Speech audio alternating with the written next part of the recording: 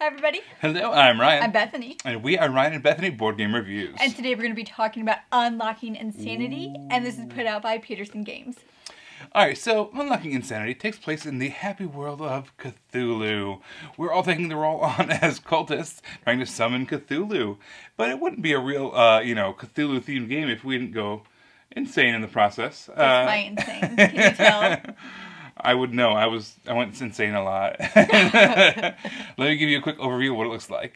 Alright, so here's our setup for Unlocking Insanity. There's not much to it. All you need is your score pad, and then you need a place to roll your dice. So I got our dice tower here, and we've got our pad. Now let's roll some dice. Alright, there are 5 parts of the brain, and there's a die for matching each of them. So you're going to choose 2 of those to roll on your turn when you're the active player. Alright, so let's say I rolled a purple and a green.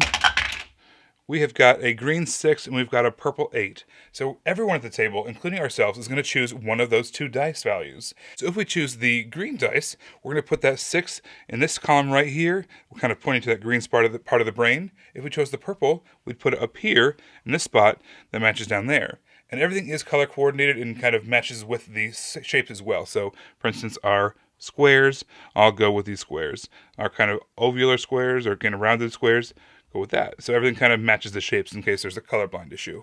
So let's say we took that purple 8, we would put it right there. Now along the top here, you can see that there is, it says 2 times target bonus 24. So if you were able to make this whole row add up to 24, it's actually going to have a 2-time bonus and become 48. And that's worth a lot of extra points. It's something you really want to aim for.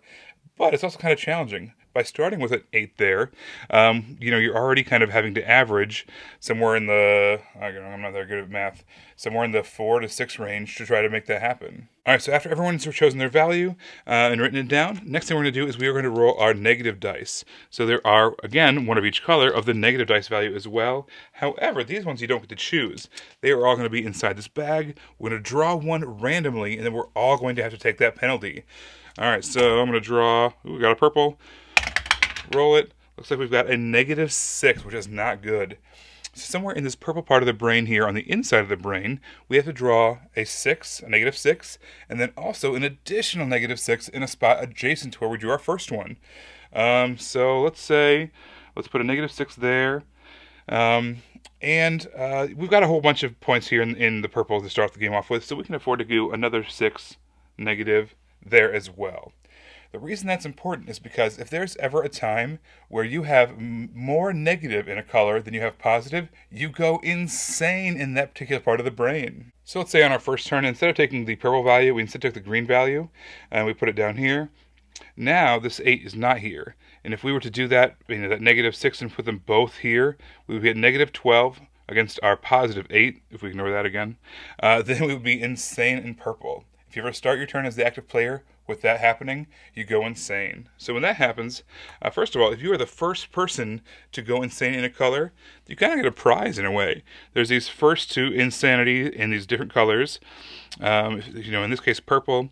Let's see if we can get that in focus. You immediately get a chance to hurt everybody else. Everybody else is going to get a negative die roll. And then also you get a chance to kind of change re-roll some dice. So there is some benefits to being the first one to go insane. But then from there on out, for the rest of the game, for as long as you are insane, you have all these penalty cards that are going to stay out in front of you. So for purple here, it says, you may not use a positive die showing its maximum value. So the maximum value on these dice is going to be 12. So if ever you roll a 12 on a dice, you're not able to use that value when you were insane in purple. And all the colors have their own associated, consequences that go along with them. All right, so in the next player's turn, what they're going to do is they're going to take back all the positive, dice. They're again going to choose 2 of them of their own choosing, and they're going to roll them. This time, let's do a yellow and a green. And we've got 8 yellow or 8 green. Again, we would do the same thing. We would choose one of them and fill it in the green spot or fill it in the yellow spot. Again, if we can try to get to that target bonus, it's going to get us some extra points. But no matter where you put it, it's going to kind of give you positive points and kind of help stave off that insanity. Now last time we rolled a purple, so that's just kind of set aside for now for the negative dice. Then you draw from the bag again. And again, everyone has to do this.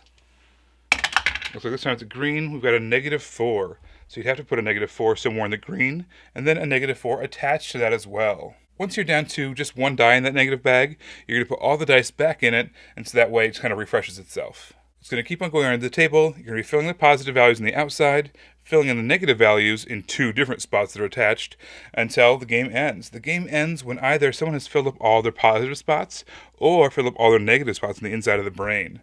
At that point, you're going to tabulate, all your positives and negatives for each one of the 5 colors, and you're going to get your final total. Whoever has the most points at the end of the game wins. You've successfully summoned Cthulhu. Congratulations. You found the one way to make 2020 any worse. So this game has a really nice player sheet, and a lot of roll and writes, I feel like the sheet's really tiny, and my handwriting is just horrendous.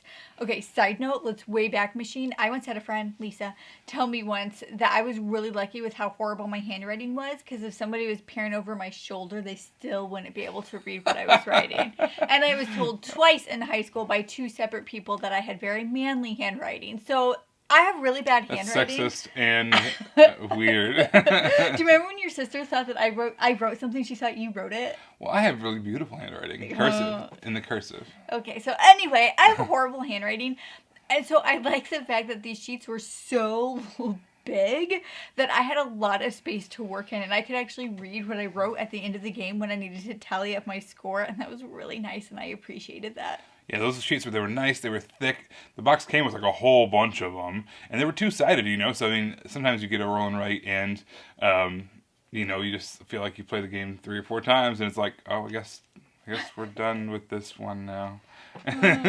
No, this one came with a whole mess of a whole bunch of paper. You wouldn't play this for a long time, and yeah, like you said, sometimes those roll and writes you hold them up, and you're like trying to read the scoring of them, and it's like there's a microscopic little numbers that you have the room for. No, this is not the case in this one. Another thing I want to say is this game plays lightning fast. You get to go insane in half the speed, or in half the time.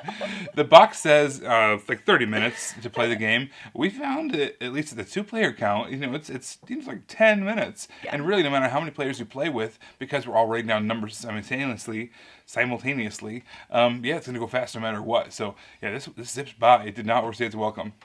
Okay, so the game did not set out to do this whatsoever. It doesn't advertise itself like this. However, I think that this game could be very beneficial if you're teaching a kid equal to, less than, and greater than. Less than, equal. Yeah, all of that. Yeah, because you have to do that constantly in every turn to make sure that you're not insane in any area. And like the theme isn't so overpowering to where that would like. It's not like horror. It's Cthulhu themed, but it's not like Cthulhu shows up and kills people or whatever. Yeah. It just. And of course, I think that because we have children, so those are just the lens that I wear every day. But I think that you could actually use this as a pretty neat tool to just solidify learning in that mathematical area. I really liked how you had the choice of where to place the negative values. So, you have to place the first negative value in that color that matches, and then one in an adjacent spot following the paths. And that's what really made the game for me. Those choices. That was the my favorite part of this game. If I roll a red 4, I got to place it there, and then do I have enough in red to be able to to not go insane in 4 before my next turn? I better put it over here in blue or whatever it was. So I loved that part of this game. That was just a lot of fun, kind of making that decision about where to place the negative dice values. So the dice were really nice, and I liked the artwork on them. However, I did have trouble reading the colors. Whenever I just always got the green and the yellow confused unless we were rolling them at the same time, and then I could tell. And I think it might be because the yellow dice didn't match up really well with the yellow sheet, so I just got confused every single time. And then the purple and the blue, I got confused a lot, like all the time. I thought we were rolling in a different spot, and we weren't. Maybe that's why I won all the time. I was just writing willy-nilly in all these different areas, but the colors were like, I needed a greater contrast for it to be easier. That's just how my eyes were operating.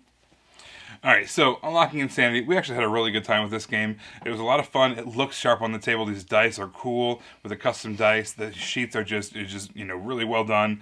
If you are a true roll and write connoisseur, this doesn't add anything like groundbreaking to the genre. But you know what? It has a cool theme behind it, a unique theme. I like those negative numbers.